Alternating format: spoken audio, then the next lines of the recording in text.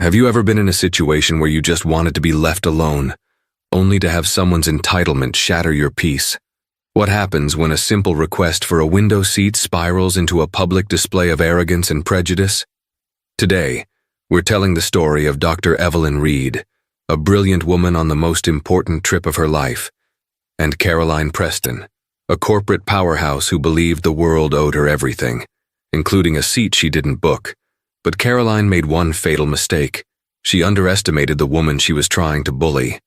This isn't just a story about an airplane seat.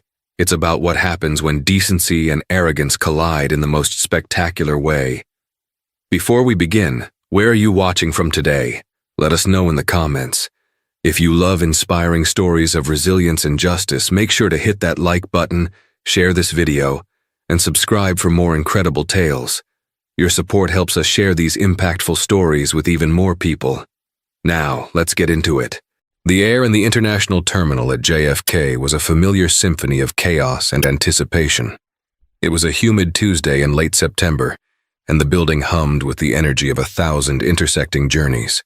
Suitcase wheels skittered across polished floors, announcements echoed in a dozen languages, and the scent of overpriced coffee mingled with jet fuel.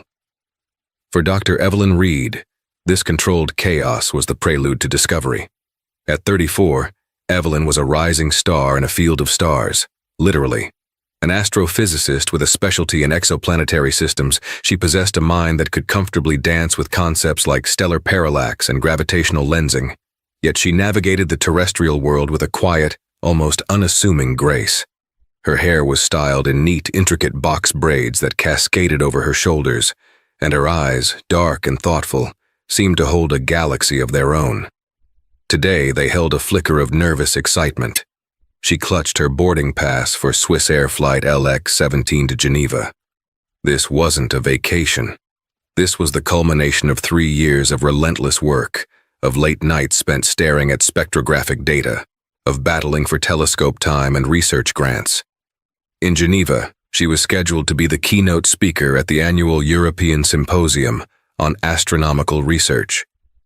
She would be presenting her team's groundbreaking findings on Kepler 78b, an exoplanet so close to its star that its surface was a sea of molten lava, a world that challenged existing theories of planetary formation.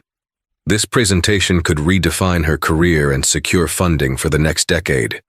Her seat assignment was 24A, a window seat. It was a small but significant comfort she always afforded herself on long-haul flights. It wasn't just about watching the land masses shrink into textured maps or the clouds form into impossible sun-kissed continents. For Evelyn, the window seat was a place of perspective. Gazing out at the deep, endless indigo of the upper atmosphere, she felt a tangible connection to the vast, silent cosmos she spent her life studying. It was a reminder of the scale of things, a way to shrink earthly anxieties down to their proper, insignificant size. It was her moving meditation room, her portal to the infinite. After clearing the final security check, she found her gate, C26. The boarding area was already crowded. She found a quiet corner, pulled out her tablet, and began one last review of her presentation slides. The complex equations and stunning artist renderings of distant worlds filled the screen, a secret language that described the universe's poetry. She was so engrossed, she barely noticed when they called for her boarding group. Joining the queue, she felt the familiar thrum of the jet bridge. Stepping onto the aircraft was like entering a different realm. The soft lighting, the hushed tones of the cabin crew, the clean, filtered air. It was a capsule designed to transport you not just physically but mentally.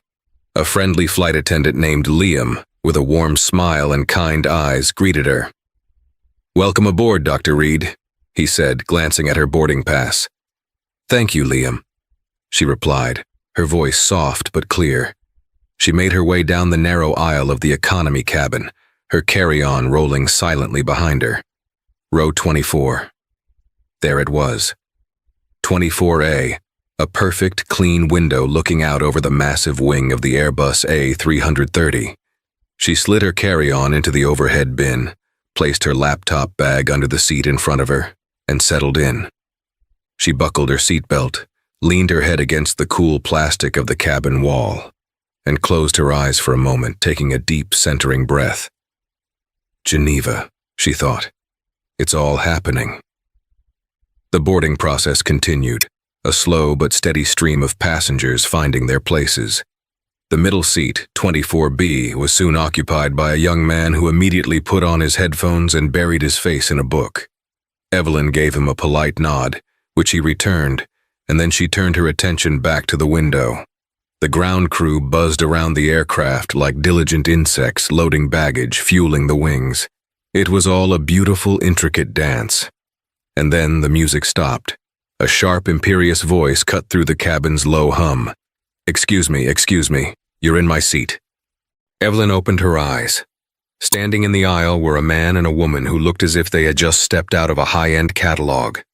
The man, in his late 50s, was dressed in a tailored blazer and looked deeply uncomfortable. The woman, perhaps a few years younger, was the source of the voice.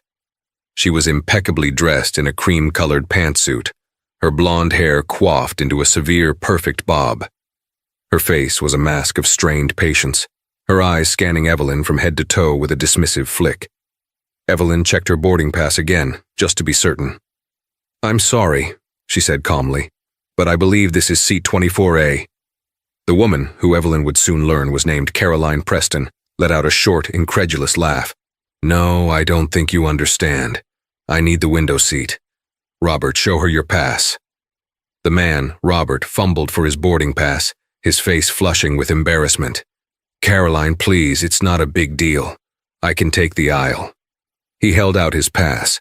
It clearly read 24C, Caroline's own pass, which she snatched from his hand and thrust towards Evelyn, read 25C, the aisle seat in the row behind them. Evelyn looked at the passes, then back at Caroline. "Ma'am, your seat is 25C. This is row 24, and my seat is 24A. "I am perfectly aware of what my ticket says," Caroline snapped, her voice rising in volume, attracting the attention of nearby passengers. "I have an arrangement. We were supposed to be seated together, and I require a window seat. It's a medical necessity. I get terribly disoriented otherwise. Now be a dear and move to the aisle seat." The condescending phrase, "be a dear," landed with a thud.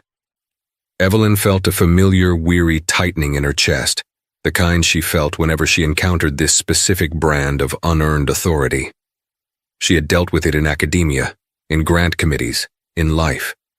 But she had a keynote to deliver. She would not let this woman derail her focus. She maintained her calm, level tone.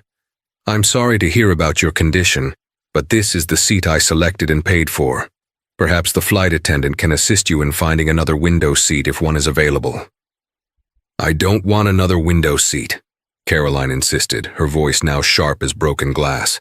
"I want this one. My husband is here. I need to be next to the window. It is not a complicated request. Some people are just so inconsiderate." She wasn't looking at Evelyn anymore, but speaking to the cabin at large, painting herself as the victim. Robert looked like he wanted the ground to swallow him whole. "Caroline, for heaven's sake," he muttered. "Let's just take our seats. We can ask the purser." "No, Robert," she hissed. "It's a matter of principle. I have a platinum status with this airline alliance. I'm a paying customer, a very good customer. My comfort should be a priority." She turned her icy gaze back to Evelyn. "Are you going to move? Or do I need to make this a bigger issue?" The gauntlet had been thrown. The quiet peace of seat 24A had been shattered. Evelyn looked from Caroline's face, contorted with entitlement, to Robert's, awash with shame, and then out the window at the vast open sky. A bigger issue, Evelyn thought. This woman had no idea what a big issue was.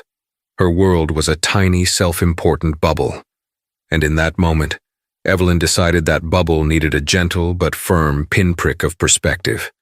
The standoff in the aisle of row 24 had created a bottleneck. Passengers behind Caroline and Robert were murmuring, shifting their bags impatiently. The young man in the middle seat had taken off his headphones, his eyes wide as he watched the drama unfold.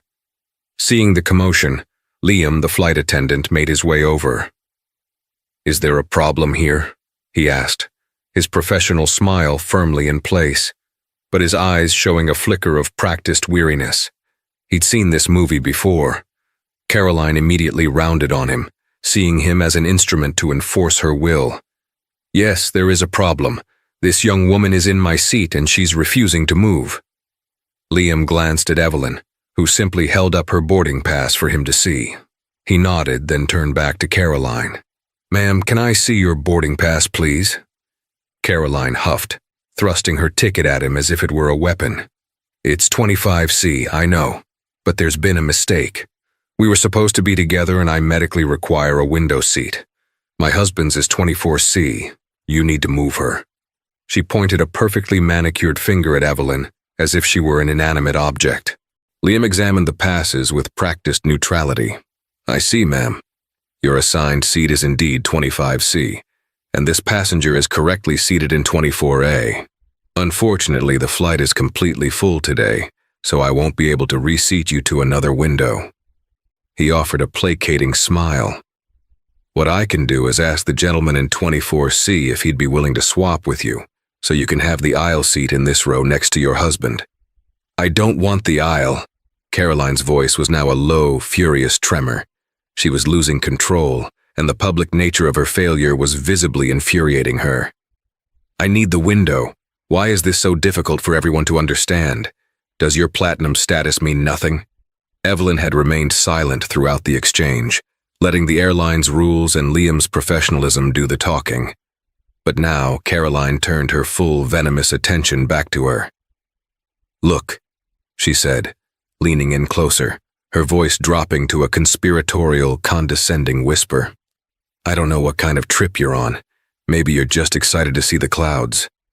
But I have a multi-million-dollar deal I need to prepare for on this flight. I need to be able to focus. The window seat helps me do that. My work is very important. Can you appreciate that?"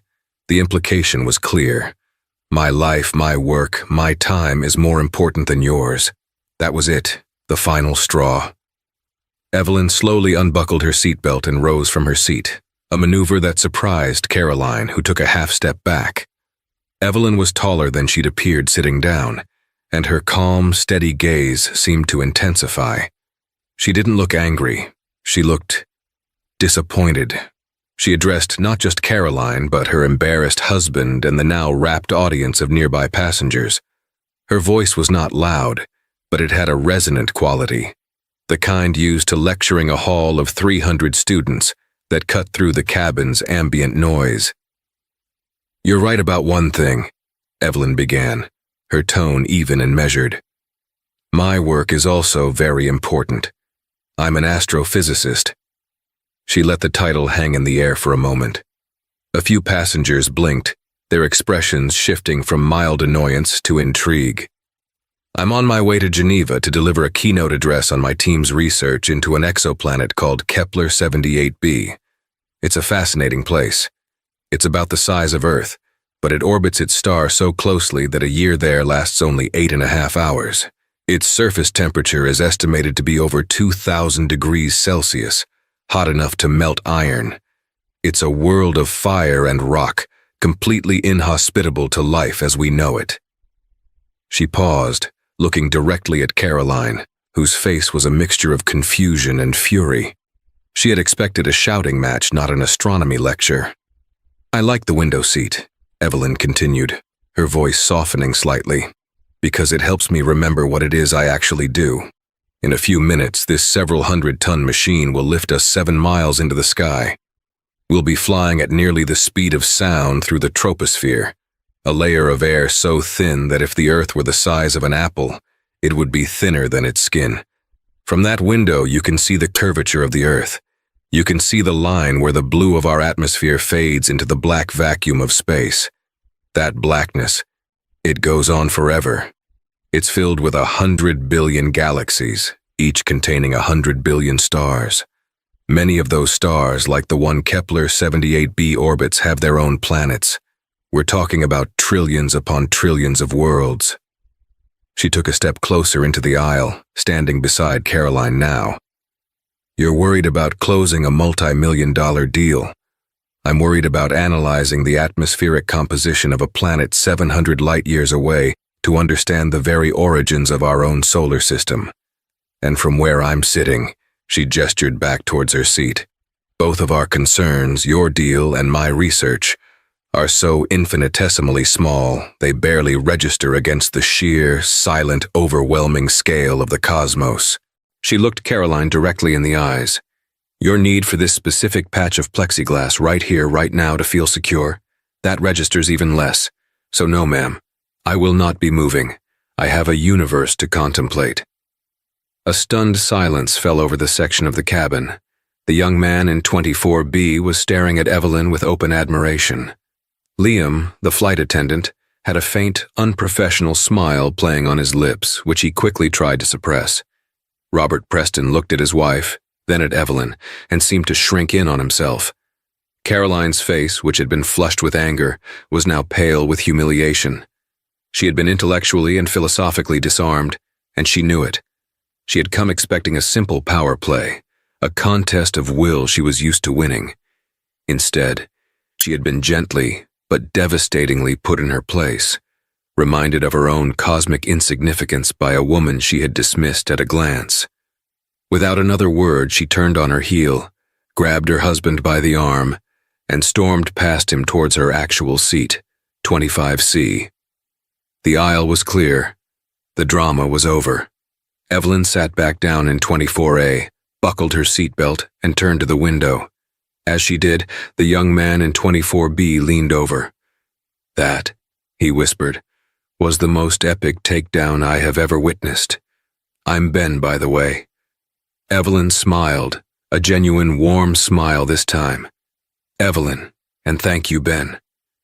As the plane finally began to push back from the gate, Evelyn leaned her head against the window. She had won the battle for her seat, but she felt a strange sense of unease. The look in Caroline Preston's eyes as she walked away wasn't just defeat. It was cold, hard fury. It was the look of someone who never, ever forgot a slight. Evelyn had a feeling this wasn't the last she'd see of her. The 8-hour flight to Geneva passed in a state of suspended tension. The initial ascent was breathtaking, as always. The concrete sprawl of New York gave way to the intricate coastline, which in turn dissolved into the deep uniform blue of the Atlantic. Evelyn watched it all, her mind momentarily quieted by the spectacle. The confrontation had left a bitter aftertaste, a dissonant note in the symphony of her journey. It wasn't the victory she savored, but the ugliness of the encounter that lingered. Behind her, in seat 25C, Caroline Preston stewed in a silent, simmering rage.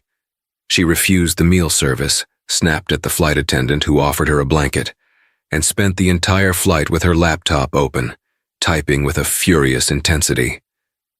Her husband, Robert, in 24C, seemed to fold into himself, creating a bubble of non-existence. He put on a sleep mask and noise-canceling headphones within minutes of takeoff, and did not emerge until the final descent. He was a man well practiced in the art of avoidance. Evelyn tried to focus on her work, but the woman's presence was a palpable weight. She could feel the burn of Caroline's glare on the back of her headrest. Every so often she would hear a sharp sigh or a muttered curse from the row behind. It was a petty, juvenile display, but it was distracting nonetheless. Midway through the flight, during a period of calm, Liam, the flight attendant, came by, ostensibly to collect trash. He leaned in slightly towards Evelyn. "Dr. Reed," he said in a low voice on behalf of the crew, "I apologize for that unpleasantness during boarding. You handled that with incredible class." "It's all right, Liam, thank you," Evelyn replied, appreciating the gesture. "It's not your fault. You did everything by the book." "Still," he said with a wry smile, "I've been flying for 12 years. I've never heard anyone use astrophysics to win an argument over a seat. It was refreshing." He winked and moved on down the aisle. The small act of solidarity helped. It reminded Evelyn that the world wasn't entirely populated by Carolines. She managed to get 2 solid hours of work done. refining the conclusion of her speech until every word shone with the precision and passion she felt for her subject. She wanted the people in that auditorium to feel, if only for a moment, the awe she felt every day. As the aircraft began its descent into Geneva, the first light of dawn was breaking over the snow-capped peaks of the Alps. The sight was spectacular, a jagged horizon of pink and gold. It was a view that demanded humility, a natural masterpiece that dwarfed human ambition. Evelyn pressed her forehead to the window, absorbing the beauty. It was for moments like this that she cherished her seat. They landed smoothly at Geneva Airport. As the seatbelt sign pinged off, the usual rush to stand and grab bags began. Evelyn remained seated, preferring to wait for the aisle to clear. As she waited, she overheard Caroline's sharp voice cut through the cabin noise again. She was on her phone, speaking in a rapid, aggressive tone. "No, the flight was dreadful. Utterly dreadful, but I'm here now. Is the car service confirmed? Good. And listen, I want an update on the Finch proposal. Has Alistair Finch's office confirmed his attendance at the welcome reception? They have? Excellent. This is our only shot to get FaceTime with him before the presentations begin. This Project Chimera deal lives or dies on his foundation's support. Don't screw it up. I'll be at the Fairmont Grand. Have the preliminary report sent to my suite." She snapped her phone shut. Finch? Alistair Finch. The name jolted Evelyn. Alistair Finch was a legend, a reclusive British tech billionaire turned philanthropist who had, in the last decade, poured hundreds of millions of dollars into pure scientific research through his Finch Foundation. He was notoriously private and eccentric, known for funding brilliant but unconventional projects that traditional institutions were too risk-averse to touch. And as it happened, the Finch Foundation was the primary benefactor of Evelyn's own research institute. They were the ones funding her work on Kepler 78b. The entire symposium she was attending was heavily sponsored by him. His attendance was the big rumor, the exciting X factor of the event. A cold knot formed in Evelyn's stomach. Caroline Preston, the woman who had belittled her, was here in Geneva to court Alistair Finch. Her multi-million-dollar deal, this Project Chimera, was dependent on the very same man who was, in essence, Evelyn's patron. Their worlds, which had collided so unpleasantly over a window seat, were far more entangled than she could have possibly imagined. She finally disembarked, stepping into the crisp, clean air of the Geneva terminal. She moved through passport control in a daze, the majestic view of the Alps now seeming like a portentous backdrop to a drama she had no wish to be a part of. She collected her luggage and found the prearranged car service that would take her to her hotel, the Hôtel de la Paix, a historic establishment overlooking the lake. As her driver loaded her suitcase, another sleek black sedan pulled up behind them. Caroline Preston emerged from the terminal, followed by a still silent Robert. She barked orders at her own driver, her face set in a mask of grim determination. For a moment their eyes met across the short distance. There was no recognition of their shared flight, no flicker of remorse. There was only a cold, dismissive glance from Caroline before she slid into the back seat of her car. Evelyn got into her own vehicle, the door closing with a soft thud. As they pulled away from the curb, she watched Caroline's car speed off in the same direction. They were both headed towards the heart of the same city, to orbit the same powerful man, on trajectories that now seemed destined for another, far more consequential collision. The small victory on the plane now felt like a prelude, the opening skirmish in a war she didn't know she was fighting. Geneva embraced Evelyn with an air of sophisticated tranquility. Her hotel room overlooked the shimmering expanse of Lake Geneva, with the iconic jet d'eau sending a plume of water hundreds of feet into the air. The city was a blend of old-world charm and modern precision, a fitting location for a conference dedicated to unraveling the universe's oldest mysteries with cutting-edge science. She spent the first day acclimatizing and connecting with colleagues. The conference venue was a state-of-the-art facility buzzing with the brightest minds in astronomy and physics. The air crackled with intellectual energy. Evelyn met up with her old friend and friendly rival, Dr. Marcus Thorne, a charismatic planetary scientist from Caltech. "Evelyn, there you are." Marcus greeted her with a warm hug. "The woman of the hour. Everyone's talking about your keynote. Rumor has it you're about to make the rest of us look like we're still using tinfoil telescopes." Evelyn laughed. "Hardly, Marcus. We just got a few lucky data sets. How's the search for Planet 9 going?" "As elusive as ever," he sighed dramatically. "It's like trying to find a black cat in a coal cellar on a moonless night, when you're not even sure the cat is real. But enough about my imaginary friend. The big news is that the man himself is here, Alistair Finch. He's not just attending, he's hosting a private welcome reception tonight for the keynote speakers and major partners. You're on the list, obviously." The knot in Evelyn's stomach, which had loosened slightly, tightened again. "He's really here? I thought it was just a rumor." "Oh, it's real. Saw his security detail casing the Fairmont earlier. They say he wants to announce a new round of funding, the Odyssey grants, for high-risk, high-reward exploration. Your project is exactly the kind of thing he loves," Marcus said, his eyes gleaming with excitement. "This is huge for all of us." Evelyn tried to share his enthusiasm, but her mind kept drifting back to the woman on the plane. Caroline Preston, Project Chimera, the Fairmont Grand. It was all coalescing into a picture she didn't like. Meanwhile, across the city at the opulent Fairmont Grand Hotel, Caroline Preston was in full battle mode. Her suite had been converted into a command center. Charts and prospectuses were laid out on every available surface. Robert had made himself scarce, ostensibly to explore the city, but in reality, to escape the hurricane of his wife's ambition. Caroline was on a conference call with her team from Viridian Dynamics, a massive and aggressive aerospace and technology corporation. She was the executive vice president of strategic acquisitions. Project Chimera was her brainchild. It was a proposal for Viridian to partner with the Finch Foundation to create a new commercial entity for developing and monetizing deep space communication technologies. Technologies that were being pioneered in the very research institutes Finch was funding, like Evelyn's. In essence, Caroline wanted to take the pure science that Finch was paying for and turn it into a massively profitable enterprise for Viridian, with herself at the helm.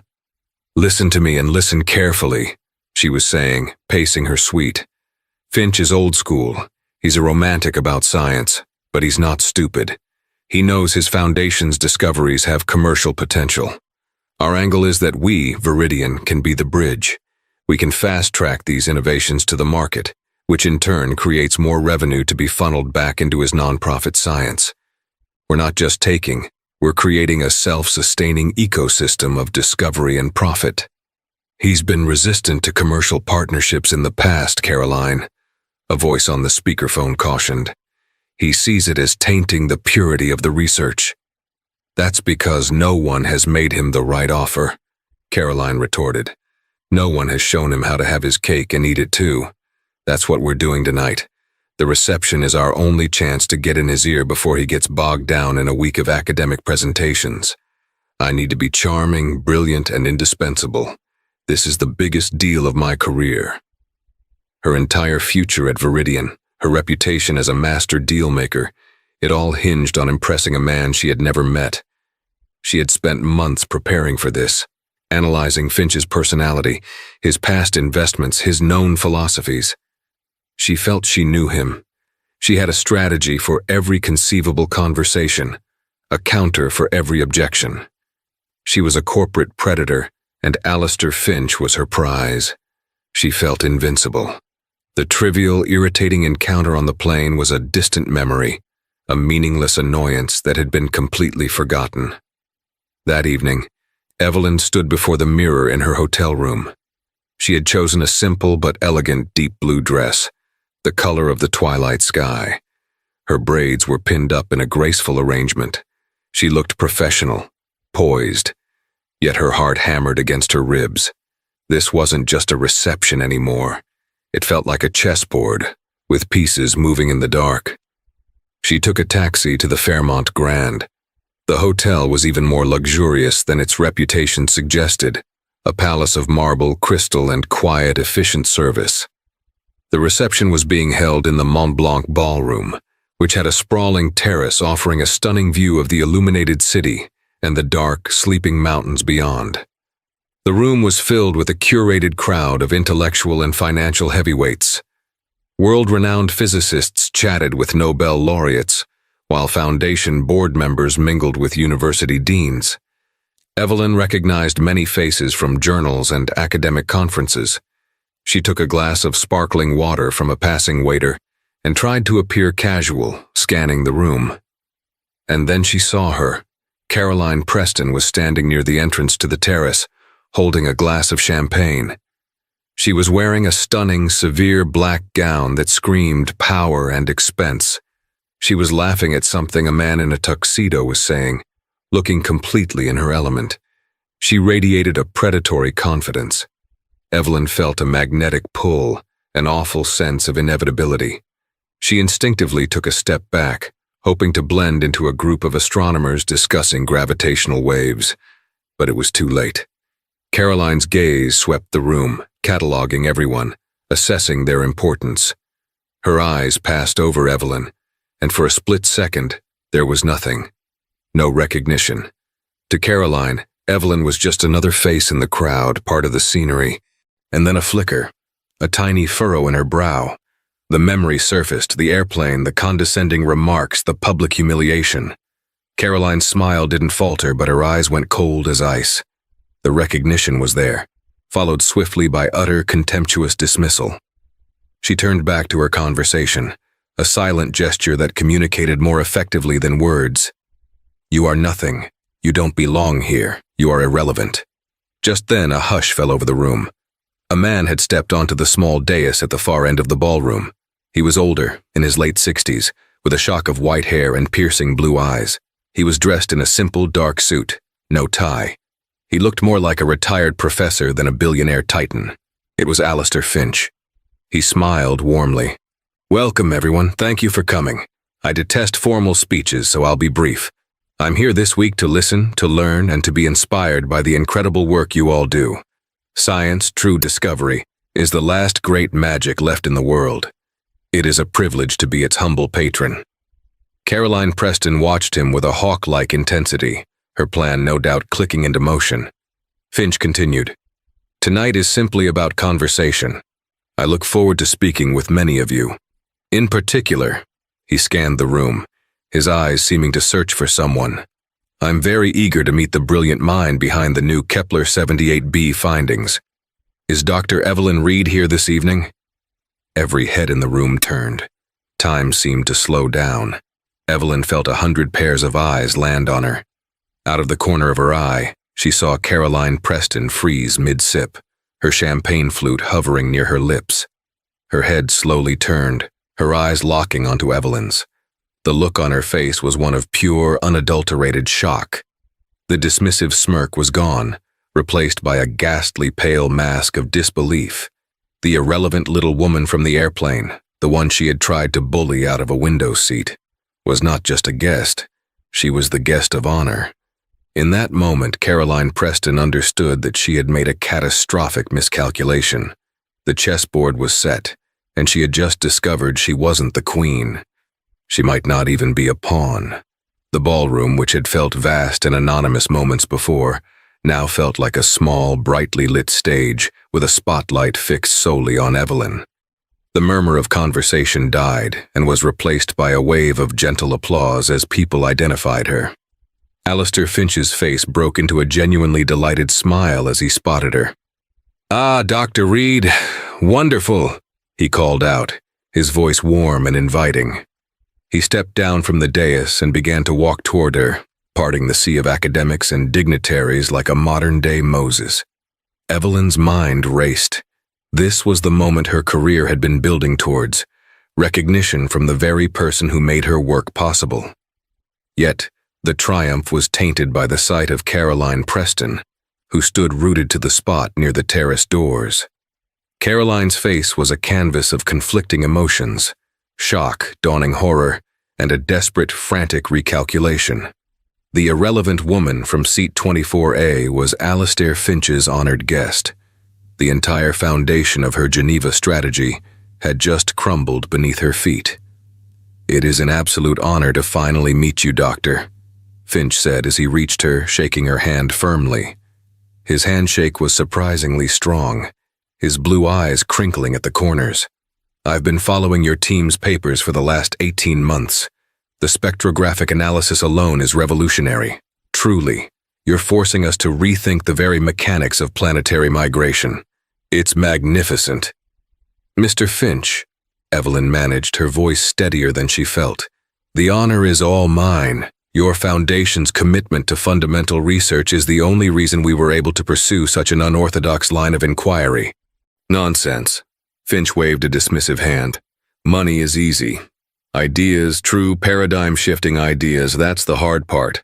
That's what you bring to the table." He gestured around the room. "Come, walk with me.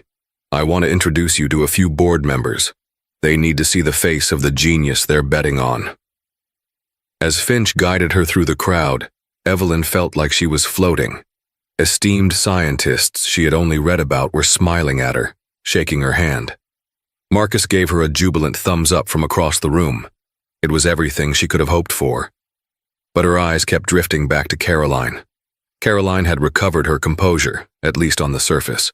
Her face was now a smooth, unreadable mask, the kind of polished armor a high-stakes lawyer wears into a courtroom. She was whispering urgently to a man beside her, likely a colleague from Viridian Dynamics. He was nodding, his expression grim. They were scrambling, trying to salvage their plan. Finch led Evelyn to a quieter corner of the room, where a few of his foundation's trustees were gathered. He introduced her with glowing praise, and she found herself capably discussing the nuances of her research, the technical challenges, and the potential implications. She was in her element, the anxiety replaced by the comfortable confidence of her expertise. After about 20 minutes of engaging conversation, Finch clapped his hands together. "Well, I'm monopolizing Dr. Reed, and there's a whole room of brilliant people I'm ignoring. Dr. Reed," he said, turning to her, "I'm hosting a small dinner tomorrow night after your keynote. Just a handful of people to discuss the future of the Odyssey grants. I would be honored if you would join us." "I would be delighted, Mr. Finch, thank you," Evelyn said, her heart soaring. "Excellent. My assistant will be in touch with the details." He gave her a final, appraising look. "You have a remarkable poise, Doctor. It's a rare quality." With a nod, he moved off to mingle with other guests. As soon as Finch was out of earshot, Marcus reappeared at her side. "A private dinner? Evelyn, you're not just in. You're the main event. Whatever you say in that keynote tomorrow, they're going to hand you a blank check." Evelyn smiled, but it was strained. "I hope so, Marcus."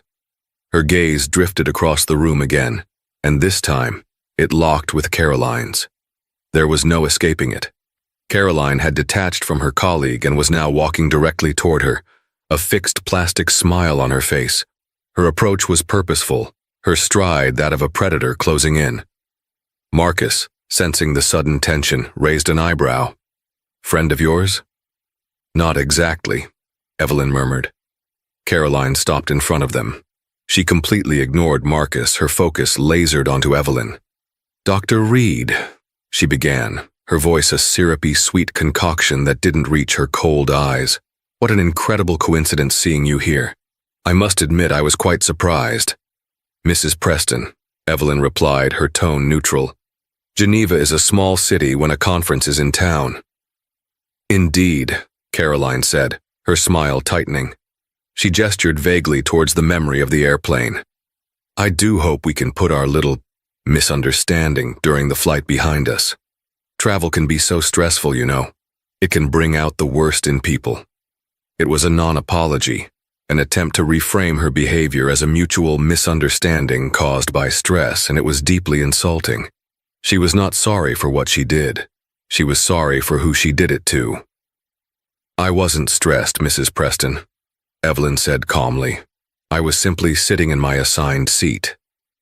The directness of the retort made Caroline's smile flicker for a second. She quickly recovered. "Of course. Well, I'm Caroline Preston, Executive VP for Viridian Dynamics." She offered her hand as if they were meeting for the first time.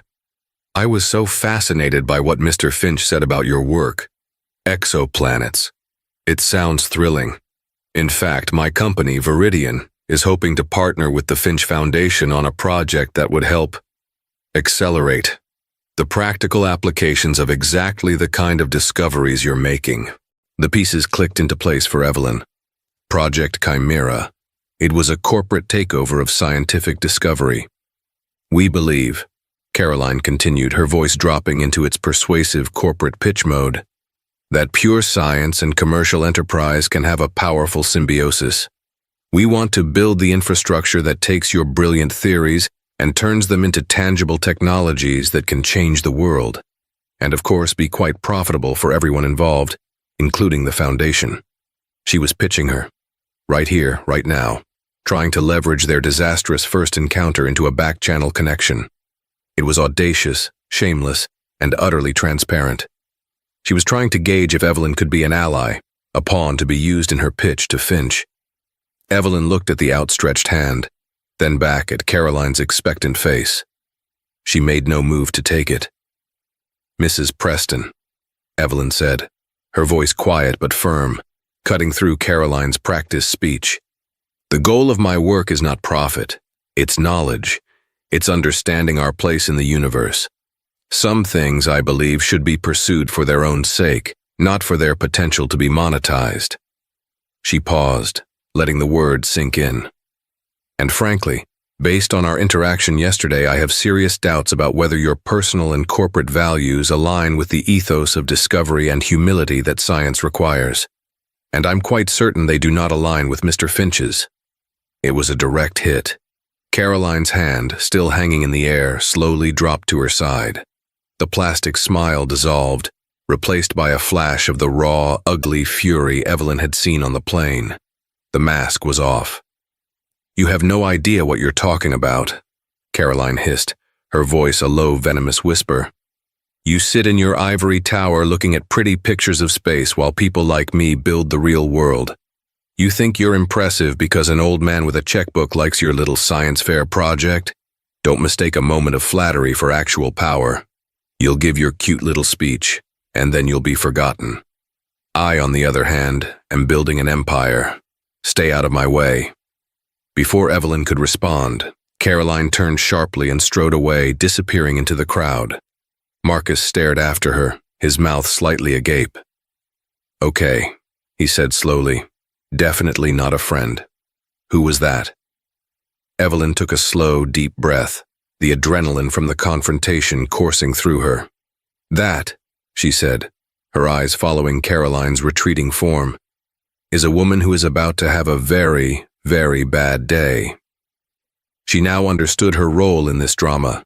It wasn't just to give a speech. Alastair Finch had praised her poise. He had observed her character. The universe, it seemed, wasn't just about to get a lesson in planetary formation. It was about to deliver a masterclass in karma. The day of the keynote arrived with a sense of electric anticipation. The main auditorium was packed to capacity, with over 1,000 scientists, students, and journalists in attendance. An overflow room had been set up with a live video feed. Evelyn's presentation, Kepler 78b, A Bridge to a New Formation Model, was the most anticipated event of the symposium. Backstage, Evelyn was a picture of calm. She ran through her slides one last time, not out of nervousness but out of a desire to honor the work. The confrontation with Caroline the night before had strangely solidified her resolve. It had clarified the stakes beyond the scientific. Her speech was now also a statement of purpose, a defense of the purity of knowledge against the encroachment of cynical commercialism. When she was introduced, the applause was thunderous. She walked onto the stage, stood at the podium, and looked out at the sea of faces. In the front row, she saw Alastair Finch, seated next to the symposium's director. He gave her an encouraging nod. A few rows back, she spotted Caroline Preston, seated next to the same man from the reception, her Viridian colleague. She was not looking at the stage, but down at her phone, projecting an air of bored indifference. It was a pathetic, transparent power play. Evelyn began to speak. Her voice, clear and confident, filled the hall. She started not with data, but with a story, the story of humanity's long fascination with the stars. She wove a narrative that connected ancient navigators to modern astrophysicists, all part of the same quest for knowledge. Then, she transitioned to the specifics of Kepler 78b. The slides behind her displayed stunning visuals, complex orbital diagrams, spectrographic charts that looked like vibrant modern art, and breathtaking artists' renderings of the lava planet. She spoke for exactly 45 minutes, building her case with methodical, unassailable logic.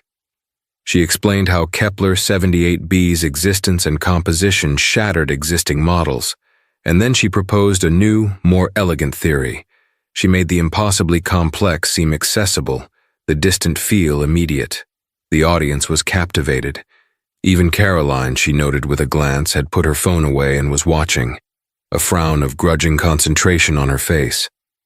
Evelyn ended her speech by returning to her opening theme. Kepler 78b teaches us that the universe is more creative, more violent, and more surprising than we ever imagined, she concluded, her voice resonating with passion. But more than that, it teaches us humility. In the face of such cosmic grandeur, our own squabbles, our ambitions, our deadlines, they all fade into perspective. The pursuit of knowledge is a sacred trust. It's a journey not toward profit or power, but toward awe. Thank you. The hall erupted. The applause was not just polite, it was a roar. The audience rose to their feet in a spontaneous standing ovation.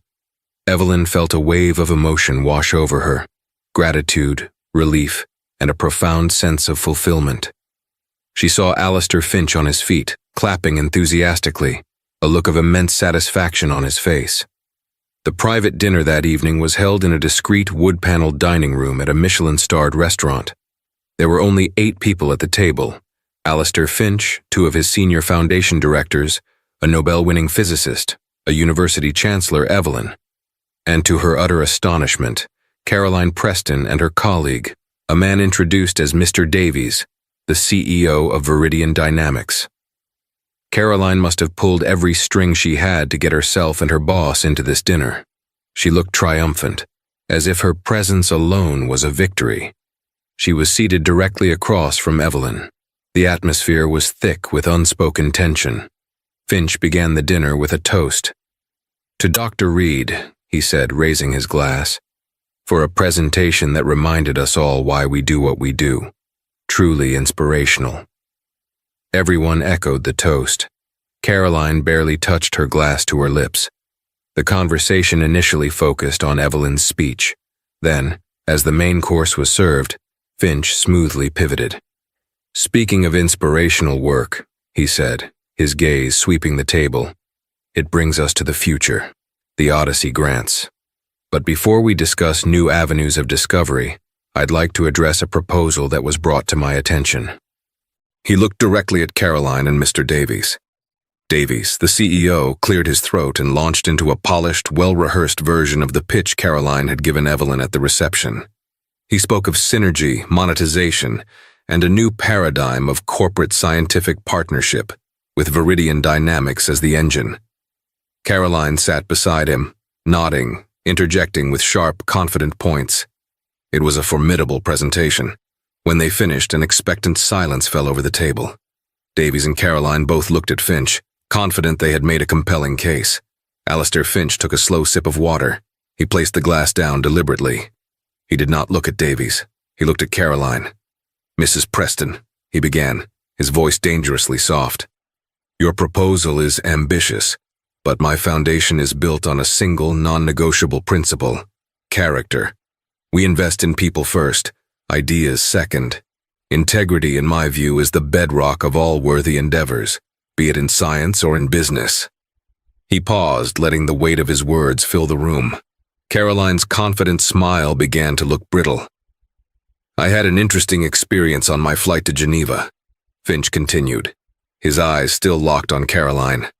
"I fly commercial whenever I can. It keeps one grounded. I was seated in the first-class cabin, but the curtain was open during boarding. I witnessed a rather ugly incident back in the economy section. A woman, a platinum status passenger, tried to bully another passenger out of her window seat. She was rude, condescending, and invoked her status and the supposed importance of her work as a reason to disregard basic decency and airline rules. The color drained from Caroline Preston's face. Davies shot her a confused, alarmed glance. Evelyn felt her own blood run cold. He had seen the whole thing. The passenger she was attempting to intimidate, Finch went on, his voice as sharp and cold as a scalpel, handled the situation with a grace and intelligence that was frankly astounding. She chose not to meet arrogance with anger, but with perspective. She chose to elevate the conversation. I was, to put it mildly, deeply impressed by her character. He then turned his gaze to Evelyn, a flicker of warmth returning to his eyes. Imagine my delight when I discovered that this passenger of remarkable character was none other than our keynote speaker, Dr. Evelyn Reed. A collective gasp went around the table. Davies stared at Caroline, his face a mask of dawning fury and disbelief. Caroline looked as if she had been struck by lightning. She opened her mouth, but no sound came out. Finch turned his arctic gaze back to her. So you must understand my position, Mrs. Preston, Mr. Davies. Your proposal, Project Chimera, suggests you want to be the stewards of discoveries made by people like Dr. Reed. But you, Mrs. Preston, demonstrated that you lack the fundamental respect and decency to even share a cabin with her. You believe your work makes you important. Dr. Reed's work makes her humble. I know which quality I choose to invest in. He placed his napkin on the table. The meal was over. Mr. Davies, Finch said, his voice now flat and final. Viridian dynamics is everything I dislike about the modern corporate world. Arrogant, rapacious, and devoid of soul. Your proposal is rejected. My foundation will not be doing business with you. Not now, not ever. And I will be speaking to my colleagues on the boards of other research institutions to share my experience with your company's executive culture. I believe we're done here. It was a corporate execution, delivered with surgical precision. Caroline Preston sat frozen. Her entire career, her multi-million-dollar deal, her reputation, all incinerated in the space of 2 minutes. It wasn't just a no, it was a blacklisting. Davies, the CEO, stood up, his face purple with rage. He gave Caroline a look of such utter contempt that she physically recoiled. He didn't say a word to her. He just gave Finch a stiff, curt nod and walked out of the room. Caroline remained, a statue of ruin in a black designer gown. The woman who demanded everything had lost it all. The cause? A simple window seat, 24A, and a profound failure to see the person sitting in it. The karma was not just hard, it was absolute. So what's the lesson in the story of Dr. Evelyn Reed and Caroline Preston? It's a powerful reminder that the way we treat people when we think no one of consequence is watching is the truest measure of our character. Caroline's arrogance wasn't just a personality flaw. It was a critical vulnerability that cost her everything. She believed her status and the importance of her job put her above common decency, but she tragically misjudged both the woman she was belittling and the man she was trying to impress. Dr. Evelyn Reed didn't seek revenge. She simply held her ground with intelligence and grace. The universe, in the form of a quiet billionaire in first class, took care of the rest. This story is a testament to the idea that true power lies not in entitlement, but in integrity, humility, and perspective. Karma, it turns out, has a funny way of booking us all into the seats we truly deserve. What do you think? Have you ever witnessed a moment of instant karma like this? Let us know in the comments below. And if you enjoyed this story of justice served at 35,000 feet, please hit that like button, share it with a friend, and subscribe for more real-life drama with twists you won't see coming.